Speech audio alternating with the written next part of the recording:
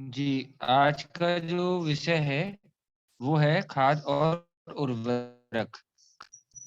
जैसा कि आप समझ रहे हैं कि इसमें खाद बहुत महत्वपूर्ण है। एक बार मुझे लगता है हम इस पे चर्चा कर चुके हैं, लेकिन ये सेशन रिकॉर्ड नहीं हुआ था, इस वजह से इस पर आज दोबारा चर्चा करते हैं और आप लोगों का कुछ अनुभव है, तो आप भी इसमें साझा कर सकते हैं।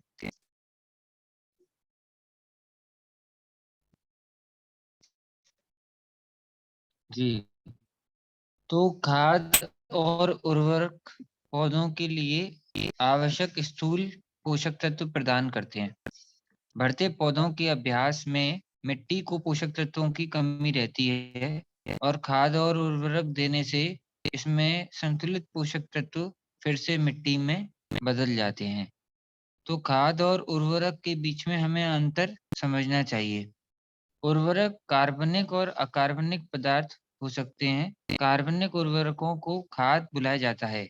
सिंथेटिक उर्वरक कारखानों में तैयार होते हैं जो कि प्रकृति में रासायनिक होते हैं और आमतौर पर इसे उर्वरक कहा जाता है। उर्वरक प्रमुख मैक्रो पोषक तत्व प्रदान करते हैं जैसे नाइट्रोजन, फास्फोरस, पोटेशियम, एनपीके और उनका उदाहरण एक यूरिया है। खाद हम समझते हैं जैसे कि खाद एक कार्बनिक पदार्थ है जैसे गाय का गोबर, घोड़ा, सुअर, भेड़ के गोबर, मुर्गी का मल, इन सब का भी कई लोग प्रयोग करते हैं जिनके पास ये होते हैं, अ, उनका भी प्रयोग करते हैं। और भैंस है तो भैंस के मल का भी, भैंस के गोबर का भी उपयोग करते हैं। और जो समय की अवधि में विघटित होकर पौधों के लिए इस्तेमाल होता है। ये खाद पर्यावरण के लिए हानि रहित रहते हैं और सुरक्षित रहते हैं। कूड़ा खाद एक खाद है, हम घर पर खाद बना सकते हैं। लेकिन जैसे हाइब्रिड का गोबर प्रयोग करते हैं, तो वो शोध का विषय है कि वो कितना गुणवत्ता युक्त होगा हमारे खाद्य पदार्थों के लिए। तो जो इन पर जिन्होंने शोध किया है, उन उनके माध्यम से जैसे संस्थान है, नागपुर का देवला पार का संस्थान है, तो जो उनके शोध हैं, उनके शोध का सहारा हम ले सकते हैं कि अ, क्या इसमें इन्होंने कानपुर क्षमा करें, नागपुर की कामधेनु गौशाला है जो विश्व हिंदू परिषद की, वहाँ का रिसर्च आप वेबसाइट पे जाएँगे तो आपको मिलेगा, वहाँ से हम देख सकते हैं। ये खाद हैं जो बिना निवेश के आसानी से तैयार किए जा सकते हैं। अ, और इसमें बनाए खाद बनाने के लिए उसका चयन हम अपने घर में वस्तुओं में जो सामग्री होती है उसके आधार पर उसको बना सकते हैं। जैसे कुछ जैविक या प्राकृतिक खाद हैं जो घर पर बनाए जा सकते हैं। अ, और इसके लिए हम उन चीज़ों को हमें कचरे में नहीं फेंकना चाहिए। तो जैसे कि अ, एक आपको खाद के बारे में बात करेंगे यहाँ पे। गाय, भेड़, मुर्गी आदि इनकी जो खाद है, इनके बारे में। और जैसे कि सूरज में कुछ समय के लिए जानवरों के गोबर को सुखाया जाना चाहिए और पौधों के लिए ज़रूरी मैक्रो पोषक तत्व इसमें जब समृद्ध हो जाएँ, तो उन्हें खाद के रूप में इस्तेमाल किया जा सकता है। और हड्डियों का चूरा भी इस्तेमाल किया जाता है। जैसे कि कोई गाँव में है या कुछ ऐसी जगह पे हैं, यहाँ पे ऐसी हड्डियाँ कुछ उपलब्ध होती हैं, तो उनके माध्यम से जानवरों के निर्जीव से प्राप्त हड्डियों को भपाकर, सुखाकर पाउडर बनाया जाता है, जो पौधों के लिए प्रयोग किया जाता है, क्योंकि ये फास्फोरस और प्रोटीन से समृद्ध होता है। चावल और दाल का किण्वित पानी, धोया गया चावल का पानी या दाल दाल को धोया गया हो, वो वाले जल से आशाजनक लाभ मिलता है। यह यदि यह किण्वित होता है, तो पौधों को तरल रूप में मिट्टी में इसका इस्तेमाल किया जा सकता है। पानी में गौमूत्र मिला के भी उसका इस्तेमाल किया जा सकता है। जैसे गौमूत्र को एक बोतल में संग्रहित किया जाए और इसे पानी से पतला करके रख लिया जाए और सूक्ष्म जीव इसमें को मिट्टी में पहले उसमें प्रयोग करने से पहले उसमें अच्छे से उसके अंदर सूक्ष्म जीव पैदा हो, इसके लिए इसको छिड़का जाना चाहिए। और ये पत्तियों पर स्प्रे भी किया जा सकता है और इससे काफ़ी फ़ायदे होते हैं। लेकिन ये है कि डायरेक्ट ये इसका प्रयोग ना किया जाए ताकि पौधे जलने का इसमें डर ना रहे। ये हमें ध्यान रखना चाहिए इसमें। और इसके बाद हम लोग जैसे देखते हैं गौमूत्र के बाद में हम मानव मूत्र अ, और चावल पानी का किण्वन करके, जैसे आप देखते हैं स्वमूत्र का प्रयोग बहुत सारे लोग दवाइयों में भी करते हैं, तो उसकी विधि भी कुछ उपयोग की जाती है कुछ-कुछ जगह पर। उसके बारे में मैं थोड़ा बता देता हूँ आपको। जैसे कि 1 लीटर ताज़ा स्वस्थ मानव मूत्र, मानव स्वस्थ होना चाहिए पूर्ण रूप से, डायबिटीज़ वगैरह और ब्लड प्रेशर और बहुत सारी जो किडनी की प्रॉब्लम है, एल्ब्यूमिन पास हो रहा है, वो सब वैसा नहीं होना चाहिए। वो स्वस्थ हों एकदम, उनका मूत्र हो और उसमें 2 लीटर चावल से धोया हुआ पानी 2 कंटेनर लें और उसमें पहले में ढक्कन के साथ कसकर बंद कर लें और 7 दिनों के लिए इसे अलग-अलग रखें। 7 दिनों के बाद इसे मिलाकर एक ही कंटेनर में और 7 दिनों के लिए सूरज के सामने रखें। अब ये पानी के साथ मिलाकर उपयोग किया जा सकता है। संकेंद्रण के आधार पर इसे 1 और 10 के अनुपात में पतला कर सकते हैं और इसे पौधों पर प्रयोग किया जा सकता है। ये पौधों के लिए एक प्राकृतिक यूरिया है। जब आप फलने या फूल के स्तर तक मिट्टी पर इसको हम अगर डालते हैं, तो उपज में लाभ होता है। कास्टर तेल केक का प्रयोग कर सकते हैं, जैसे पोषक पोषक तत्वों में इससे बढ़ोतरी मिलती है। और नीम के बीज का केक, यानी कि नीम के बीज की खली कह सकते हैं जिसको, मेबोरी की, उसको मिट्टी की जब तैयारी करते हैं तो उसके प्रारंभिक चरण में इसको हम डाल सकते हैं और नीम के बीज सूखे और पाउडर को मिलाकर, जैसे नीम के बीज या उसकी खली, सूखा हुआ या बीज का चूर्ण, वो सब आप मिला सकते हैं जिससे कि वो जो फंगस पैदा होता है मिट्टी में उसको रोका जा सकता है। नारियल की भूसी है। सूखे नारियल का भूसा कई पोषक तत्वों में समृद्ध होता है। ये कोकोपीट के नाम पर भी उपलब्ध है और हल्का होता है। इसे मिट्टी के साथ मिलाया जाना चाहिए और कई लोग इसका प्रयोग करते हैं।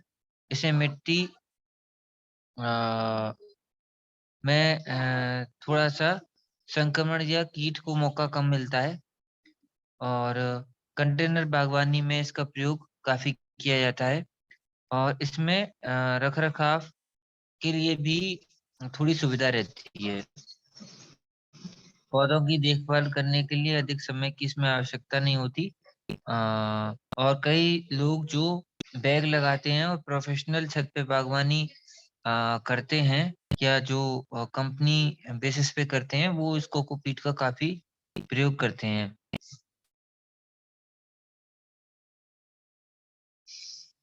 कार्बन युक्त कार्बोनाइज्ड राइस हल्का प्रयोग हम कर सकते हैं, जैसे कि अ, उसकी जो भूसी है, उसमें ऑक्सीजन की अनुपस्थिति में उसे जलाया जाता है ताकि वह राख में ना बदले और वह रोग मुक्त और सुरक्षित रहे। शुद्ध उत्पादन के लिए उसे मिट्टी के साथ मिलाया जाता है और कई किसान इसे बड़े पैमाने पर खेती में प्रयोग कर रहे हैं और कंटेनर बागवानी में भी यह 2 से 3 पॉट प्रति गमले में इस्तेमाल किया जा सकता है, थोड़ी-सी मात्रा में ये इस्तेमाल की जा सकती है। अ, ये रोग मुक्त बनाने के लिए आवश्यक है। बुरादा है जैसे, तो वह भी मिलाया जा सकता है और ये भी छत पे बागवानी के लिए आवश्यक है और इसे मिट्टी की ऊपरी परत पर एक गीली घास के रूप में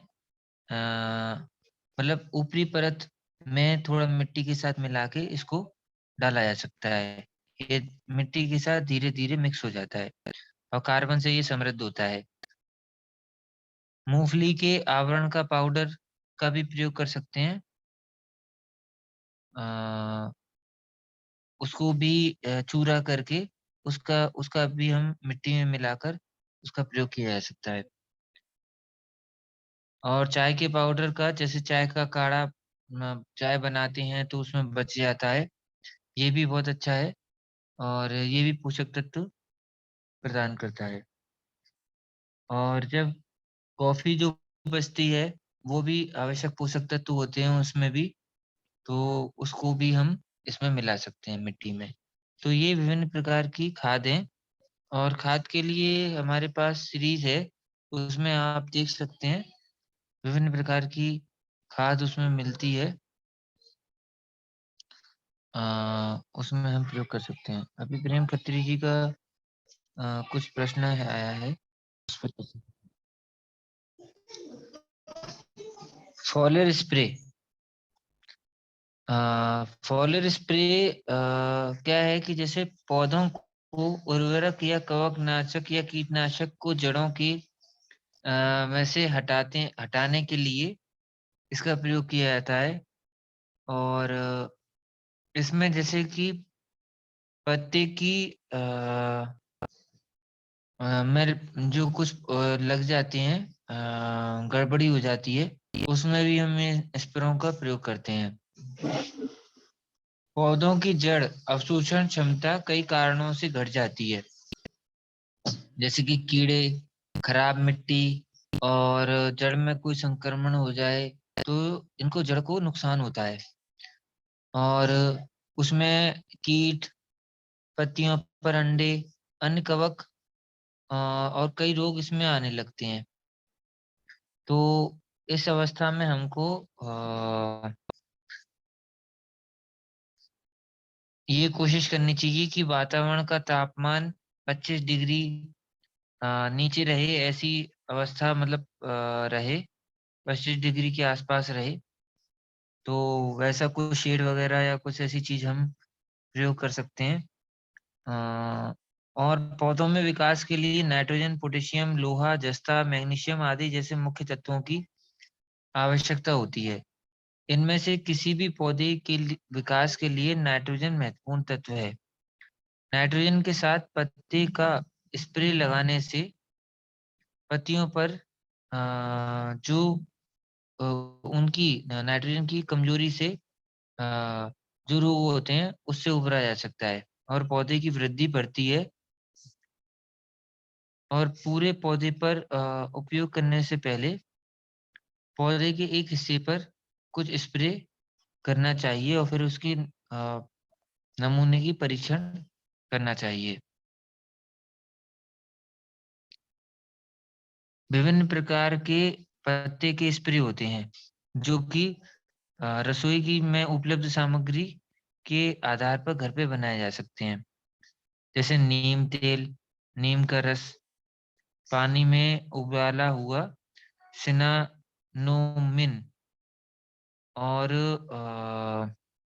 हर्बल चाय, खाद चाय, तंबाकू का पानी, पानी और जिंजर के आधार पर बनाया गया पानी और प्याज, मिर्च आदि इन लहसुन आदि के पानी, अ, अमरूद के रस के आधार पे बनाया हुआ सिरका का प्रयोग करके बनाया हुआ स्प्रे, इन सब का प्रयोग किया जा सकता है।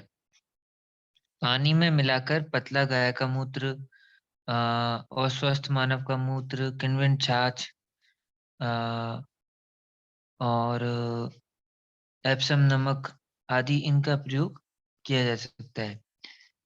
स्प्रे के चयन हमें इस प्रकार करना है कि ये अ, कीट नियंत्रण करे, उर्वरक के लिए फ़ायदेमंद हो और अंडों को हटाए कीटों के। तो इस प्रकार हमें करना है, जहाँ-जहाँ हमारी समस्या है वहाँ-वहाँ पर हमें इनका स्प्रे करना है। तो इसमें और हम देखते हैं जैसे कि फल एंजाइम और कचरा एंजाइम के बारे में। फल या फलों के छिलके जो मीठे होते हैं, उन्हें गुड़ और 6 गिलास पानी बराबर अनुपात में मिलाकर 1 गिलास जार ढक्कन के साथ रखा जाता है। ये थोड़ा-सा जो बनाने की प्रक्रिया है, इसमें थोड़ा कुछ होगी। आप और मुझसे भी बात कर सकते हैं। बायो एंजाइम के बहुत सारे वो हैं मेथड हैं। तो उस उसमें भी आप देख सकते हैं अच्छे से बायो एंजाइम बनाने का तरीका इसमें शॉर्ट तरीका बताया जा रहा है बहुत।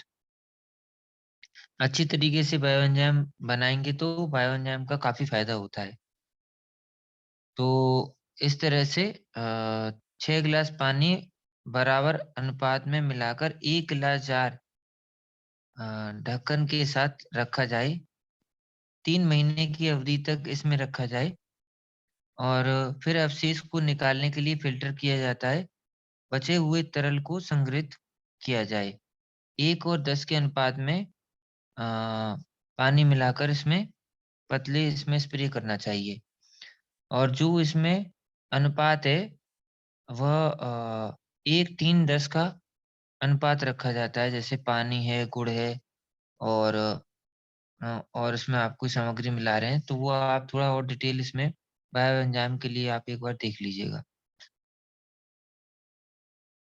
पंचगव्य जो है, पंचगव्य के लिए जैसे गाय का गोबर, गौमूत्र, दूध, दही, गाय का घी इन सबको किण्वित किया जाता है और उसको फिर पानी में मिला के उपयोग किया जाता है। वो भी बहुत अच्छा के रूप में होता है। इसको भी अगर थोड़ा मौका लगा तो हम लोग इस पंचगव्य खाद के बारे में भी अलग से या स्प्रे के बारे में अलग से चर्चा करेंगे और बायो एंजाइम के बारे में भी अलग से करेंगे।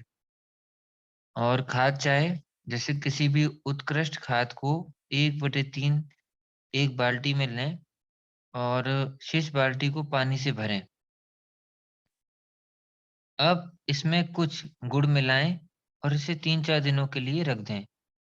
फिर एक झरझरा कपड़े के साथ अन्य बाल्टी में तरल फ़िल्टर करें। अब 1 और 10 के अनुपात में पानी के साथ पतला इस तरल खाद चाय का उपयोग करें और एक कुछ पत्तों पर स्प्रे के रूप में प्रयोग करें। ध्यान रखें कि जो नया पौधा है उसमें 1:15 जैसे पानी के साथ उपयोग करें और थोड़ा मात्रा में पानी उसमें ज़्यादा रखें। इस प्रकार कुछ पत्तों पर पहले स्प्रे करके हम उसका परीक्षण कर सकते हैं। तो ये स्प्रे की तरीका है, ये एक हिंट दे दी गई है कि हम विभिन्न खाद्य पदार्थों इनसे स्प्रे बना सकते हैं और स्प्रे के बाद में फिर हम थोड़ा-सा उसमें हमें पता चल जाए कि क्या-क्या स्प्रे किस प्रकार काम कर रहा है या ये स्प्रे हमारे पास है, तो उसकी और हम डिटेल जान सकते हैं। तो ये तो अभी एक संक्षिप्त चर्चा है। इसके बारे में काफ़ी कुछ और जानने की ज़रूरत रहती है जब हम अपने उसमें काम करते हैं तो। और इसमें जैसे परागकण है, परागकण में अब जैसे कि परागकण के लिए एक पराग पुरुष को नर फूल से अ, पराग को महिला फूलों अ, में जो आपस में तालमेल होता है पौधे के विकास के लिए या पौधे के सृजन के लिए, तो उस प्रक्रिया में स्थानांतरण कैसे हो, इसका हमें ध्यान रखना है। तो ये प्रक्रिया स्वपरागण और पार परागण के अंतर्गत आती है। Self pollination. स्वपरागण का मतलब है कि जैसे पराग उसी फूल के पर रहे और एक ही फूल में नर और मादा दोनों अवस्थाएं होती हैं। यह प्रकृति में परागण का सबसे आसान रूप होता है। और पार परागण क्रॉस पॉलिनेशन में जैसे कि अलग-अलग नर और पुरुष जो पौधे हैं वो अलग-अलग होते हैं। नर और मादा अलग-अलग होते हैं। इसमें वे दोनों ही एक ही प्रजाति से संबंधित होते हैं। क्रॉस परागण कई तरीके से प्राकृतिक तरीके और कृत्रिम तरीके से होता है। प्राकृतिक तरीके में पराग हवा से या कीड़ों, चींटियों, तितलियों, मधुमक्खियों, घोंघे आदि के द्वारा किया जाता है कलियों पर। और कृत्रिम तरीके से जो पराग को हाथ से किया जाता है। छत गार्डन में कुछ पौधे जैसे कि ककड़ी को हाथ परागण की आवश्यकता होती है। अन्य फलों को इतनी आवश्यकता नहीं होती है। इसमें हम देखेंगे कि कौन-कौन से पौधे स्वयं परागित होते हैं और कौन पार परागण होते हैं। जैसे स्वयं परागण वाले जो पौधे हैं टमाटर, बैंगन, बीन, सलाद, मिर्च, शिमला मिर्च, मटर, मूंगफली, आलू, सूरजमुखी, मसूर, तिल, ओकरा, ओट, जौ, गेहूँ, ब्लैक ग्राम, ग्रीन ग्राम आदि। और पार परागण जिसमें होता है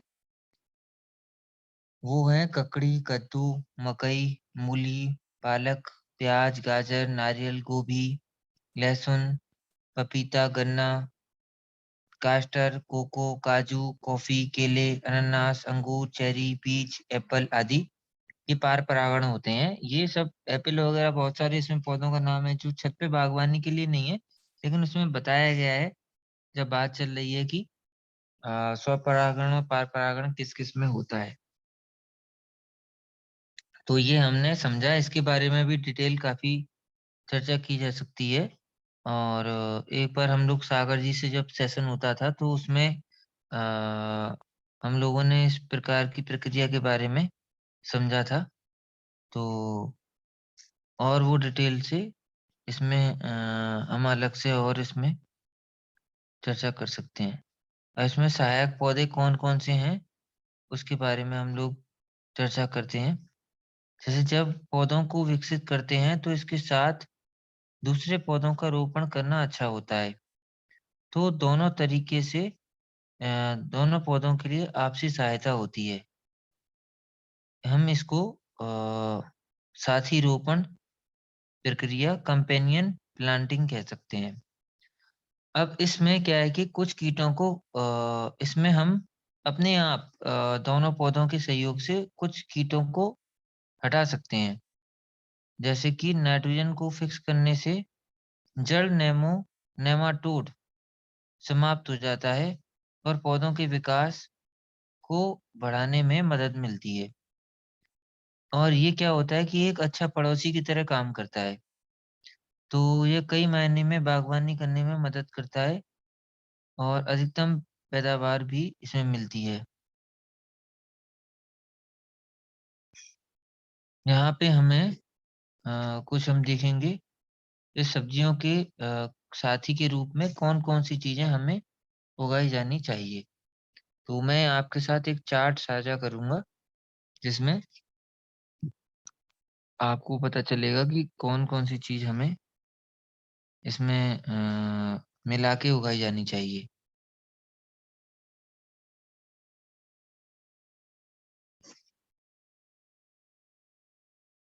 जी, तो ये आपके सामने चार्ट है। जैसे हो सकता है थोड़ा साफ नहीं आ रहा हो। जैसे मिर्च के साथ में टमाटर, गाजर इनको मिलाया जाना है। प्याज और फलियों के साथ में किन-किन को मिलाया जाना है। तो ये पूरी एक आपके सामने डिटेल इसमें दी हुई है।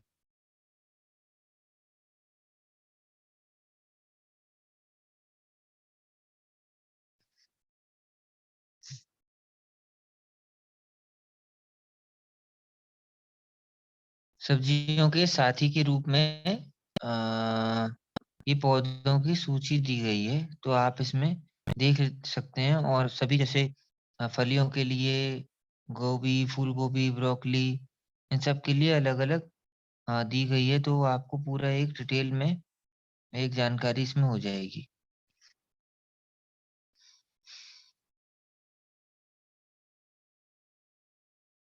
तो रोपण से संबंधित इसमें मुझे लगता है काफ़ी जानकारी है कि किसके साथ किसको मिलाया जाए।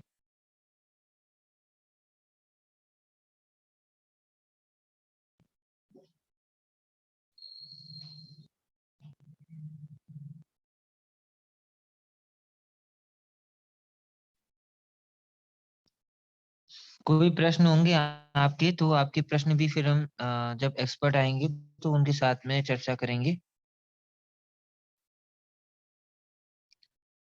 इसमें हम एट लास्ट इस पे कुछ चर्चा करते हैं। जैसे कि बागवानी अगर 1 मिनट।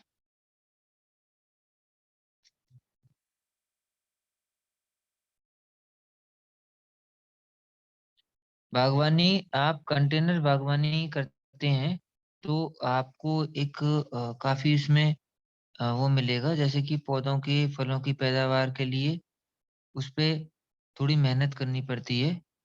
और इसमें सही तरीके से हम उसको करते हैं तो उसमें लाभ होता है।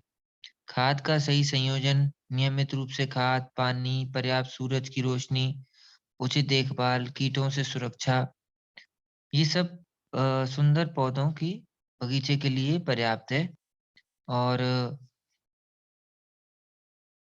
इसको हमें ध्यान रखना चाहिए। और बागवानी के लिए गुणवत्ता के लिए लाने के लिए हम इसमें काम करेंगे, तो ये हमारे लिए भी अच्छी है। जैसे कि आप अकेले हैं, तो बागवानी करते समय आपको अच्छा महसूस होगा। आपातकालीन समय में यदि हम एक्सपर्टाइज़ हासिल करते हैं, तो ये हमको विभिन्न प्रकार की सब्जियाँ, रसायन मुक्त सब्जियाँ, और अच्छे से यदि बागवानी जानते हैं, तो पर्याप्त मात्रा में भी हमें अ, हमें सब्जियाँ और कंदमूल आदि मिल सकते हैं, जो हमारे लिए बहुत फ़ायदेमंद है, और हमारा स्वास्थ्य भी अच्छा रहता है। तो और हम उसमें काम करते हैं, तो अपना एक वातावरण भी उसमें अच्छा बनता है, प्रदूषण मुक्त भी होता है। तो इस प्रकार हम उसमें काम कर सकते हैं। तो आज का सेशन इतना ही है। छत पे बागवानी का हमारा ये पाठ लगभग समाप्त हो गया है।